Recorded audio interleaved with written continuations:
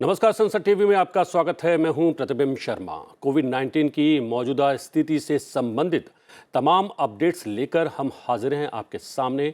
हम आपको बताएंगे कि कोरोना को लेकर देश दुनिया की क्या है परिस्थिति और कोरोना की तीसरी लहर को लेकर केंद्र सरकार और विभिन्न राज्य सरकारों की तरफ से क्या कुछ नई गाइडलाइंस, एडवाइजरी और अपील देश की जनता से की गई है। साथ ही हम अपने विशेषज्ञ मेहमानों से समझेंगे कि कोरोना के नए वेरिएंट से आप अपना, अपने परिवार का और अस्पतालों में भर्ती मरीजों का बचाव कैसे कर सकते हैं। तो आइए शुरुआत करते हैं कोरोना अपडेट की।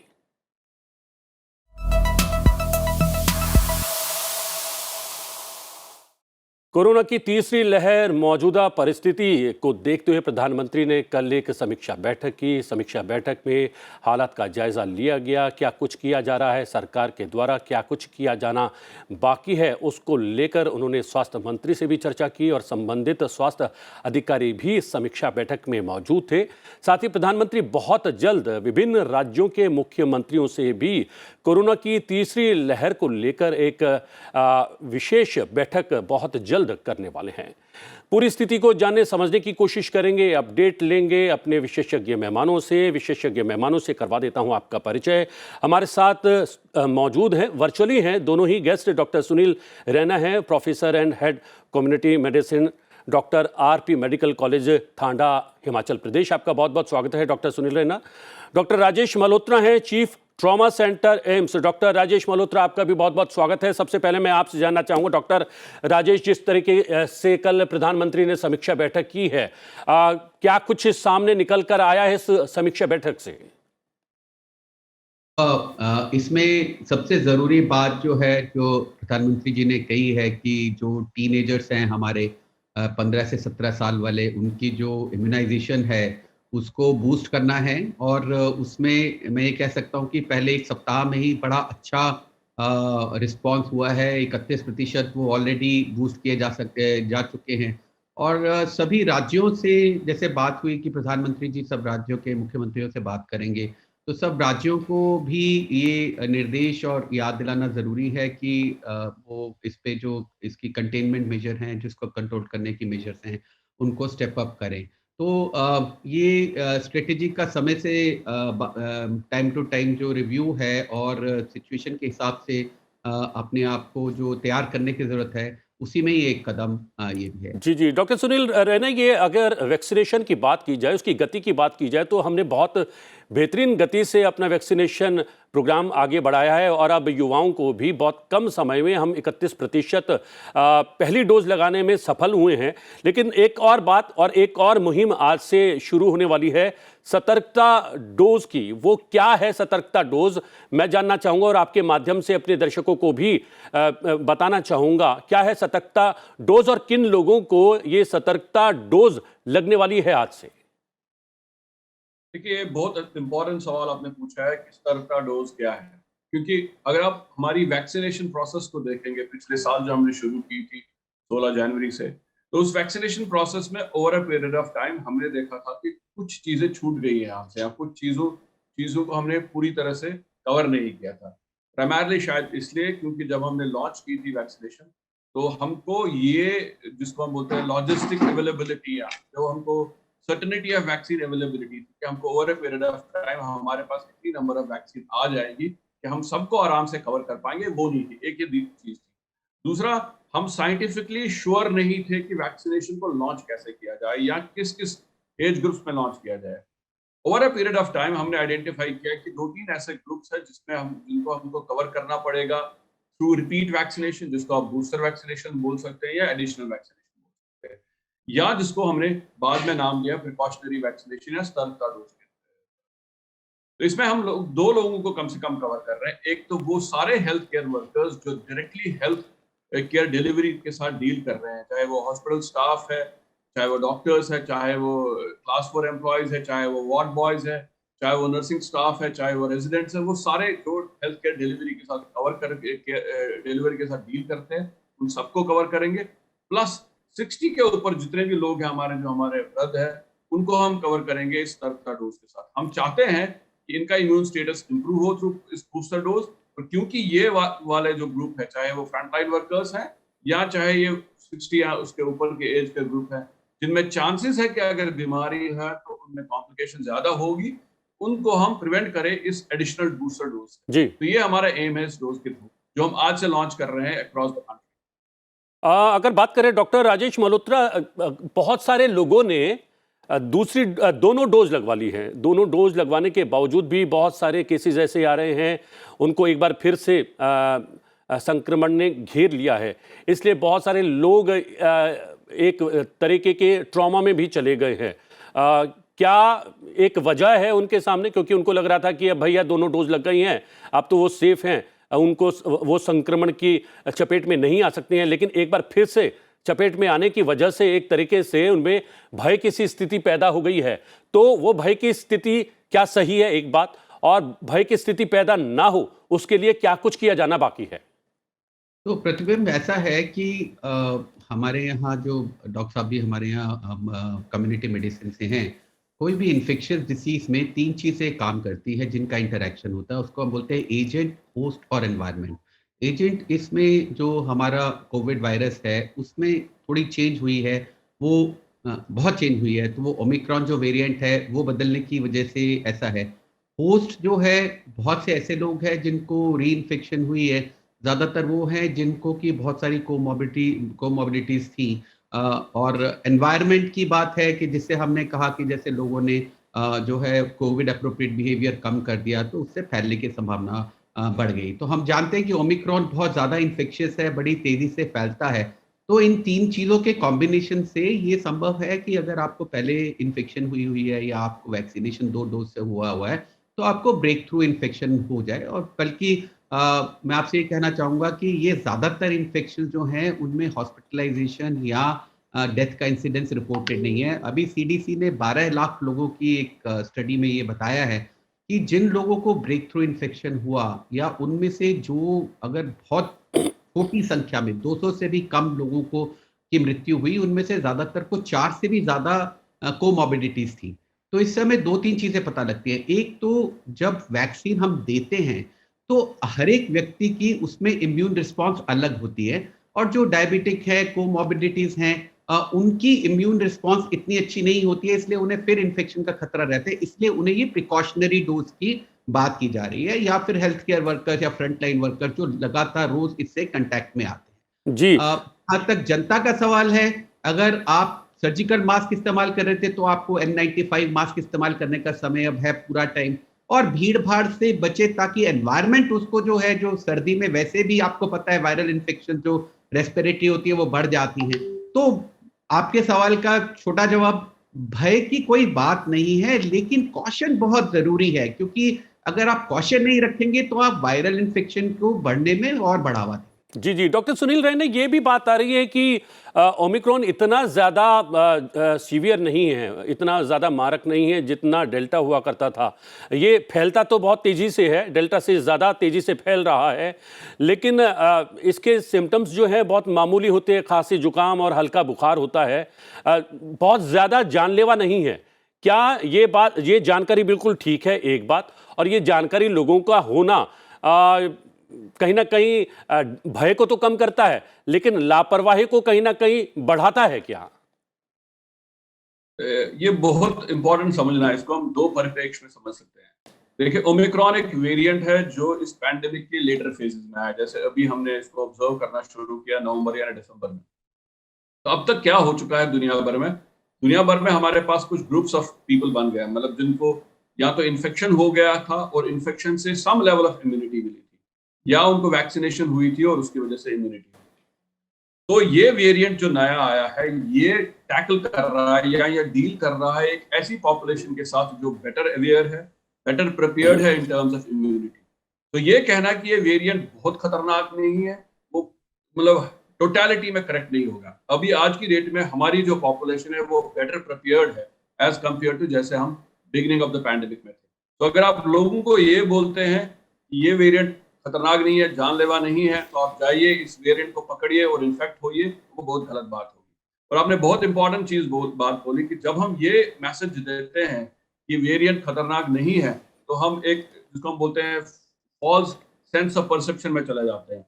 हम ये मान के चलते हैं कि ये इन्फेक्शन होगा, हमको पकड़ेगा भी, लेकिन ये फ्लू की तरह होगा, माइल्ड इलनेस की तरह होगा और ये हमको तंग नहीं करेगा। पर आप इसको ऐसे देखिए, अगर ये तंग नहीं कर रहा होता हमको over a period of time, तो हम वैक्सीनेट भी नहीं हो रहे होते। तो ये उसी एक कड़ी का हिस्सा है, उसी एक कोविड वायरस का हिस्सा है जिसने हमने 2 साल से तंग किया होगा। ये कितना भी माइल्ड हो, ये आप इसको ऐसा मान सकते हैं, ये थोड़ा-सा डरा हुआ, सहमा सा बच्चा है जो हमको बहुत देर से तंग कर रहा था, इसलिए डरा और सहमा है क्योंकि हम लोग अब बेटर प्रिपेयर्ड हैं। तो आप लोगों को ये बोलिए कि इससे भी उतना ही इफेक्टिवली बचना पड़ेगा जितना हम बाकी कोविड वेरिएंट से बच रहे थे। 1 क्योंकि इससे बीमारी हो सकती है और अगर बीमारी बहुत ज़्यादा लोगों में होगी तो एक सब्सटैंशियल नंबर ऑफ लोग पीपल जो है वो हॉस्पिटल में एडमिट हो जाएँगे, वो आपके हॉस्पिटल सिस्टम्स को कॉम्प्रोमाइज़ करेंगे, वो आपके हॉस्पिटल सिस्टम में जो बाकी बीमारियों के लिए मरीज आने वाले थे, वो नहीं आ पाएँगे, तब और दिक्कतें बढ़ेंगी। तो ये इम्पोर्टेंट है कि इसको वैसे ही डील किया जाए, वैसे जी। ही पब्लिक हेल्थ इंटरवेंशंस के थ्रू डील किया गया जाए, जैसे हम पहले करते थे। मास्क अच्छे पहने, जैसे डॉक्टर राजेश ने बोला कि अगर आप पहले सर्जिकल मास्क पहनते थे, तो आप अब बेटर क्वालिटी, मोर यूज़फुल मास्क पहनिए और पर्टिकुलरली बहुत स्ट्रिक्टली उसको पहनिए और हर समय पहनिए। अपने ट्रैवल को कम कर दीजिए, वैक्सीनेशन ले लीजिए। और इम्पोर्टेंट चीज़ है क्योंकि हम विंटर में मंथ्स में जा रहे हैं, विंटर मंथ्स में हेड कर रहे हैं, तो हमारी एक प्रोपेंसिटी होती है, आदत होती है कि हम बहुत छोटी जगहों में क्लस्टर कर जाते हैं। तो कोशिश करिए कि अपनी जो जहाँ भी जगह हम बैठे उसकी वेंटिलेशन को इम्प्रूव करें।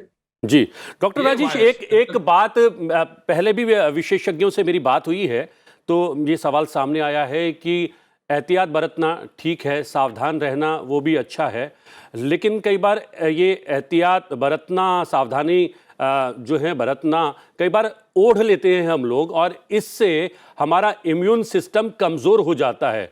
तो ज़हन में 24 घंटे कोरोना ना हो जाए, कोरोना ना हो जाए, ये भी क्या हमारे इम्यून सिस्टम को कमज़ोर करता है? उतना भी ज़रा ज़्यादा ओढ़ना नहीं चाहिए हमें इस सावधानी को। क्या ये बात भी सही है? जी, बिल्कुल सही है, ये जो आपने बात कही है, ये वैज्ञानिक रूप से भी बिल्कुल सही है कि जब हम बहुत ज़्यादा चिंता करते हैं और बहुत ज़्यादा फ़िक्र करते हैं और लगातार भय की स्थिति में रहते हैं, तब जो है हमारे श इम्यूनिटी कम हो जाती है। और उसका साइंटिफिक रीज़न ये है कि जब भी हम बहुत ज़्यादा स्ट्रेस में होते हैं, टेंशन में होते हैं, तो हमारी बॉडी में उस स्ट्रेस के जो फिज़ियोलॉजिकल इफ़ेक्ट है, जो हमारे शरीर पे ब्लड प्रेशर पे और हर चीज़ पे जो असर करते हैं, उनको काउंटर करने के लिए स्टेरॉइड रिलीज़ होते हैं। स्टेरॉइड जो है वो अपने आप में इम्यूनिटी को ब्लंट करते हैं। तो आपकी बात बिल्कुल ठीक है, भय में रहना जो है या उसके लिए खौफ जो है वो आपकी इम्यूनिटी को ज़रूर कम करता है। ऐसे बहुत से केसेज़ हम जानते हैं, जहाँ पे कोई शरीर में इन्फेक्शन कोई डोरमेंट थी और जो ही आपके ऊपर स्ट्रेस हुआ, वो एकदम से प्रकट हो गई। ऐसा हमने कई बार ट्यूबरकुलोसिस में भी देखा है। तो बिल्कुल इसको भय ओढ़ना नहीं है। जो बात ये हुई आपने कहा कि ये बिल्कुल माइनर है, तो जो हॉस्पिटलाइज़ेशन है या केसेज़ है जिस स्पीड से बढ़ रहे हैं और लोग जिनकी मृत्यु हो रही है, वो संख्या लगातार बढ़ रही है। हमारी सबसे बड़ी चिंता ये है कि अगर ये ओमिक्रॉन जो है बहुत कम घातक भी है अगर मान लीजिए डेल्टा के मुकाबले, लेकिन अगर डेल्टा से कई गुना ज़्यादा केसेज़ अगर एक दिन में होंगे, तो जो संख्या है, जो लोग हॉस्पिटलाइज़ होंगे और जो लोगों की मृत्यु होगी, वो नंबर फिर से एक बहुत बड़ा हो जाएगा, जिससे हेल्थ केयर स्ट्रेस हो जाएगी। दूसरी बात जो इसमें बढ़ के आई है, जो इतना ज़्यादा संक्रामक है, तो जो हेल्थ केयर वर्कर्स हैं, हमारे नर्सेज़, टेक्नीशियंस, डॉक्टर्स, वो इतनी बड़ी संख्या में अफ़ेक्ट हो रहे हैं कि अगर अस्पताल में बेड अगर अवेलेबल भी है, तो डॉक्टर अगर और नर्सेज़ अगर नहीं होंगी ट्रीट करने के लिए, तो भी प्रॉब्लम है।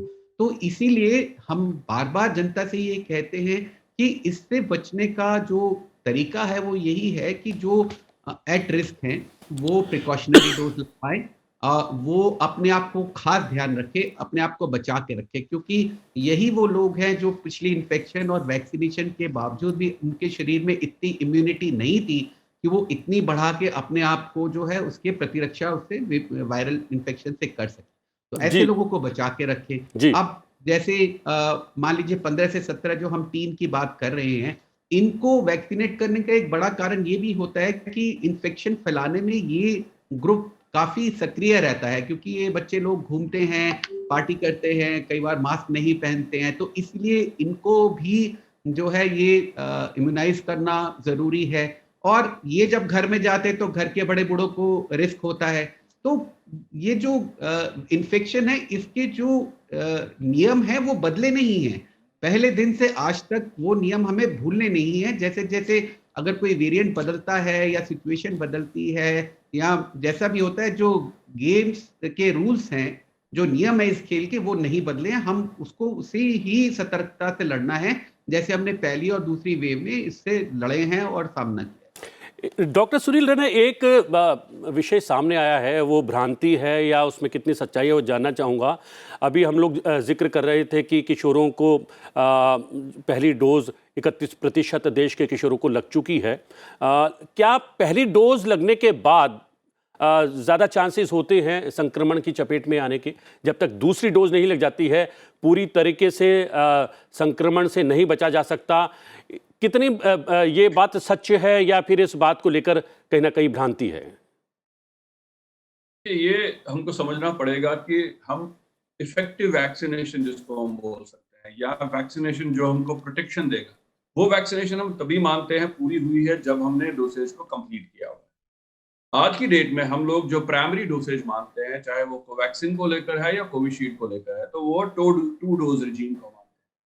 तो अगर आपको अपने आप को फुल्ली प्रोटेक्ट करना है, at least in terms of mortality, कि आपको जो जो सीरियस कॉम्प्लिकेशन या डेथ से बचाने की कैपेसिटी 2 डोजेस की होती है। अगर आप इन्फेक्शन प्रिवेंशन की बात करते हैं कि एक से दूसरे को इन्फेक्शन बचे, तो दो डोजेस से वो इन्फेक्शन प्रिवेंशन लगभग 60 से 70% नहीं, ये डॉक्टर सुनील, मैंने ये सवाल इसलिए पूछा है कि दूसरी डोज तो समय आने पर ही लगेगी, कम से कम 28 दिन का तो गैप रहेगा ही। लेकिन इन 28 दिनों के भीतर उस एक डोज लगवाने वाले युवा को क्या कुछ करना चाहिए? मैं उसी पे आ रहा हूँ। जी।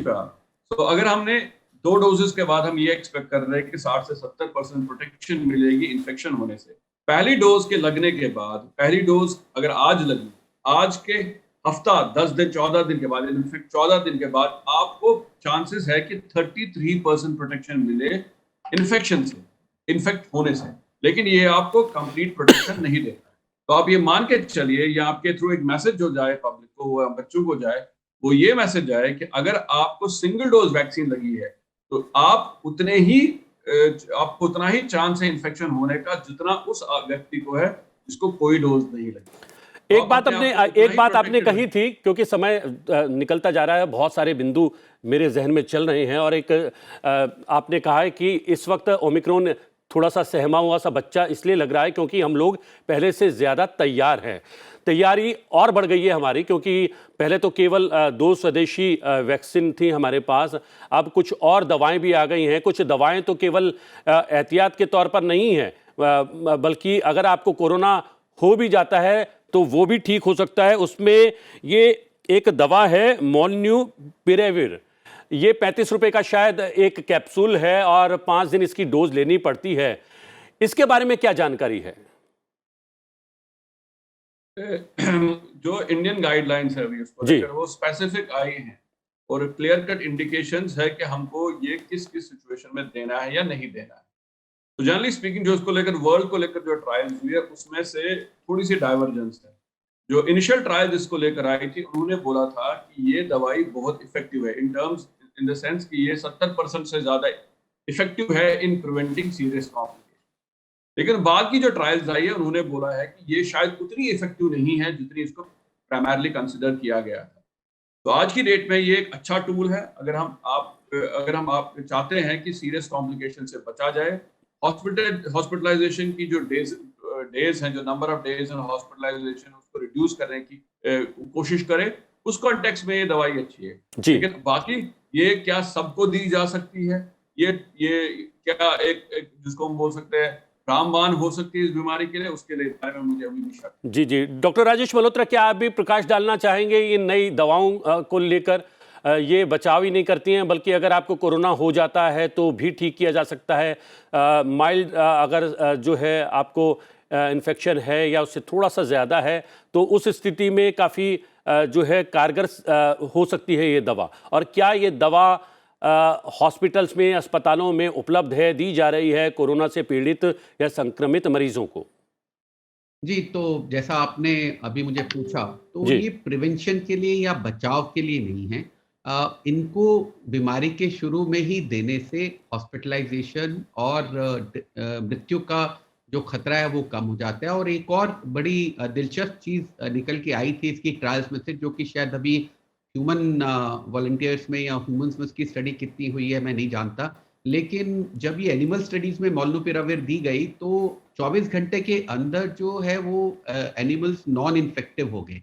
तो एक और भी जो फ़ायदा है इन एंटीवायरल का, इनमें ये पोटेंशियल है, ऐसा सामर्थ्य है कि ये देने पे आपकी इन्फेक्टिविटी को, आपके दूसरों को संक्रमित करने की क्षमता को कम कर दें, जिससे कि फिर से एक बार ये पैंडेमिक को कंट्रोल किया जा सकता जी। है। तो जी। ये आपने अपडेट तो कर दिया है आप दोनों विशेषज्ञ डॉक्टर्स ने। मैं चाहता हूँ चलते-चलते कोई सजेशन, कोई सलाह, आप एक-एक टिप्पणी देना करना चाहें दर्शकों को, अगर कोई सलाह देना चाहें तो? तो जैसा मैंने कहा कि जो अभी तक जिस तरह से हमने इसको फेस किया है, वो पूरा कोविड एप्रोप्रिएट बिहेवियर लेके चले और खुद भी बचे और दूसरों को भी बचाएं। जैसे मैं हमेशा कहता हूं कि जब बाहर जाते हैं तो ये सोच के चले कि आपके आसपास हर कोई व्यक्ति संक्रमित है, और जब घर आए तो ये सोचे कि आप संक्रमित हैं, तो घर के बाकी लोगों को अपने आप से बचा के रखें अगर जी। आपके काम में आपको बाहर जाना है। जी, डॉक्टर सुनील रैना? जी, बिल्कुल। अभी हम सबको ये बताना पड़ेगा कि हम अभी भी पैंडेमिक के बीच में हैं, पैंडेमिक से नहीं निकले हैं। तो जो चीज़ें हमने पिछले 2 साल में इस पैंडेमिक से सीखी है, इस पैंडेमिक में क्या चीज़ हमको इन्फेक्शन होने से बचाता है और क्या चीज़ें हमको इन्फेक्ट होने में इन्फेक्ट कराता है, उन सबको स्ट्रिक्टली फॉलो करें। कोविड एप्रोप्रिएट बिहेवियर बहुत इंपॉर्टेंट है, उसको फॉलो करिए, तभी इस बीमारी से बाहर निकला जा सकता है। जी, डॉक्टर सुनील रैना, डॉक्टर राजेश मल्होत्रा, बहुत-बहुत धन्यवाद, आप हमारे साथ जुड़े और हमें अपडेट किया। साथ ही साथ बहुत महत्वपूर्ण सलाह भी कोरोना की तीसरी लहर और नए वेरिएंट को लेकर आपने दी। धन्यवाद, थैंक यू वेरी मच। जी हाँ, कोविड अपडेट में आज के लिए इतना ही है। आपसे फिर भेंट होगी कुछ नए अपडेट्स के साथ, नए विशेषज्ञों के साथ आपके सामने आएंगे। फिलहाल मुझे आज्ञा दीजिए, नमस्कार।